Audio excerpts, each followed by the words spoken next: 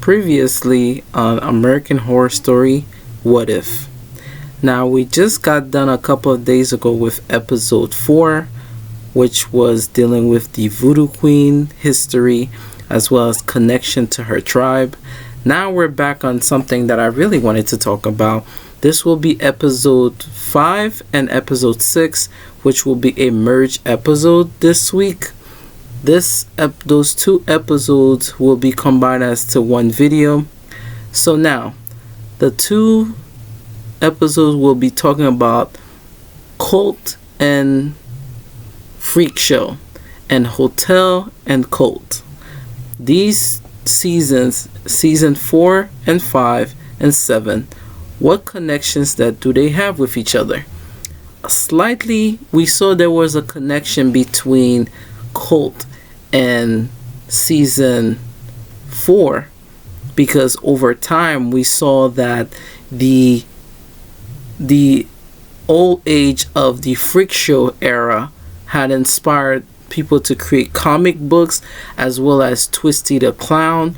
We even saw that in season 7 that a lot of people started thinking that Twisty became a myth legend. At the same time, we saw a lot of people started getting inspired by him. What if I told you that everyone that we saw in season 4, their kids, at the end of the season, we saw it was like a good feeling. Everybody started having kids, and the season closed out the same way it started, where Elsa Mars presents herself in front of the stage singing David Bowie's Life on Mars. But what if I told you there's a twist? What if the kids that were created end up moving to Michigan, or the location of where cult happened, and the town became a synonymous area to cult by being inspired and being killers? Therefore, it inspired the same concept, and that's how we saw Kai and his team started creating more of those clown figureheads, and how he got inspired by the election. So I believe cult and as well as the freak show. At the end of freak show, I felt as if because of everything that has happened to the freaks, their legacy became a political fear or factor of why cult exists. Because of cult, we started seeing like the normalizing of not only the factor of government, but at the same time we saw that people started getting away with things because they had people in higher power. I believe that there were some supernatural things that has happened and to cult, because we saw that the state of controlling a whole massive group of people, like the cult and all that stuff, it all started back to, like, I would say, having a belief of the hive mind. And if you even saw that even in the freak show, Elsa Mars had like that type of hive mind. She didn't want Bet and Dot to take control of the freak show, because she felt as if she's the ringleader, she's the headliner, and no one should be going before her. And as we saw all these freaks are being killed, we started seeing that we even heard that Dandy's family heritage went back all the way up to the Roanoke days, and that's how he had so many connections to other seasons. So what if I told you, like, even Dandy's family or kids are also connected to the cult season as well? And we didn't get to sit down and understand the history of each of those characters, where they came from and who were their parents before. We just know that they moved to the town. Most of the people that moved to the town were undercover cult members, and by having that one belief and that one track mind, they're able to create more lore of the freaks, and that's the way of them paying back to the haunted message of, you know, having freaks and everything. The second thing that I feel as if that the connection of these two seasons have is that the political agenda behind them. You know, at the old time in the 1950s, they felt like the freaks were a threat to American society and that they were shunned because of that. So that's why they managed to live in like tents, and like those tents had like those you know, smaller things for even for them to eat.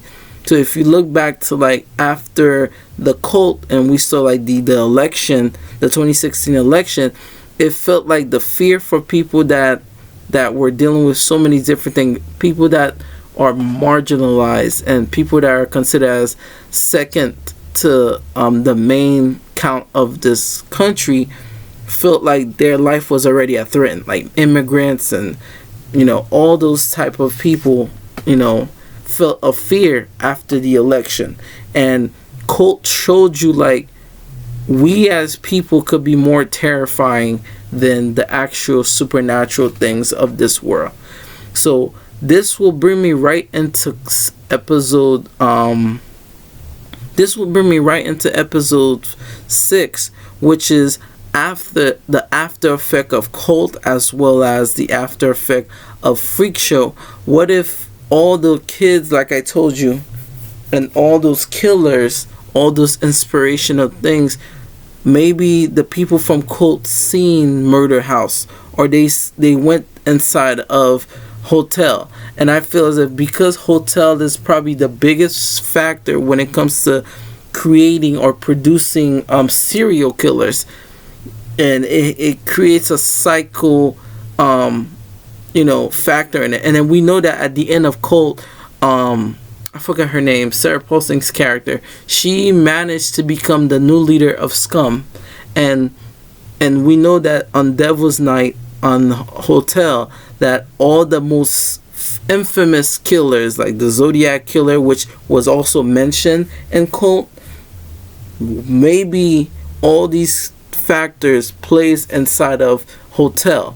And I think Hotel predates Cult in a way where the things that in their year, the thing that happened in the election happened before the 2021 when the Hotel became historic.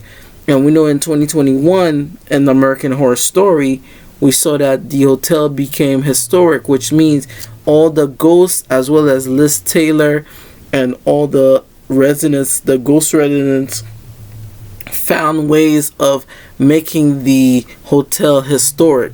So now they don't need to leave, and this became, and remember Cordelia even mentioned that the hotel itself is considered as a hellmouth, so which means not only now it become historic, but it becomes one of the base for like bad intent, like evil activities to happen.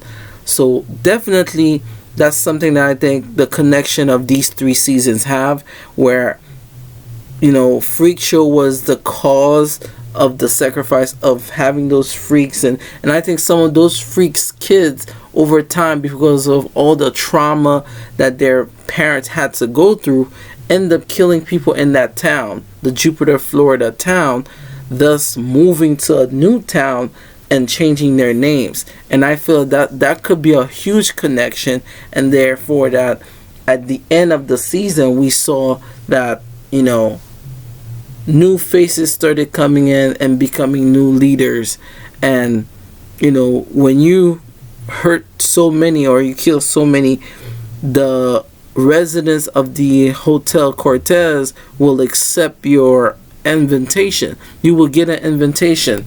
Like they even did that for you know, one of the residents, because he became the 10 Commandments killer, and that's how he ended up killing the Countess, Lady Gaga's character. So definitely that would be a, you know, BB Babbitt, or you know, all these other main characters from Cult, as well as you know, the duality of like having all those things in season 7. And it's kind of funny because Kai, I even have a theory also that all these characters that we saw on Cult, they became so desperate at a point where I feel as if on Apocalypse, which this episode will jump right into episode 7, which I feel as if we never got an introduction or a connection to the other outposts and who was there. But I feel as if other characters such as these played a big pivotal point of them being in the outpost. And I feel as if some of them, especially what's her name's character,